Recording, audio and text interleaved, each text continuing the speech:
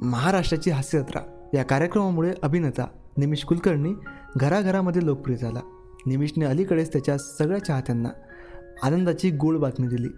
अभिनेत्याचा साखरपुडा नुकताच पार पडला असून आता निमिष लवकरच लग्नबंधनात अडकणार आहे। या अभिनेत्याने सोशल मीडियावर साखरपुड्याचे फोटो शेअर करत त्याच्या सर्व चाहत्यांना सुखद धक्का दिला आहे। निमिष कुलकर्णीची होणारी पत्नीसुद्धा मराठी मनोरंजन सृष्टीत सक्रिय आहे। पण नेमकं ती काय काम करते, तिचं नाव काय, ह्या सर्व गोष्टी आपण आजच्या व्हिडिओमध्ये बघणार आहोत। त्यामुळे आजचा व्हिडिओ शेवटपर्यंत बघा। तर मित्रांनो, निमिष कुलकर्णी याची होणारी पत्नी क्रिएटिव्ह हेड म्हणून काम पाहते।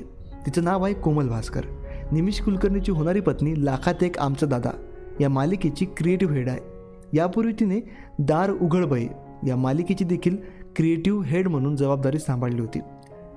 सोशल मीडियावर साखरपुड्याचे फोटो शेअर करत एक नवीन सुरुवात, आता आयुष्यभर साथ, असं तिनं कॅप्शन दिलं होतं। निमिष व कोमल यांचा साखरपुडा पार पडला असून निमिष कुलकर्णीने साखरपुड्यामध्ये डिझायनर शेरवानी घातली होती, तर त्याच्या भावी पत्नीने जांभळ्या रंगाची सुंदर अशी सुरेख साडी घातली होती।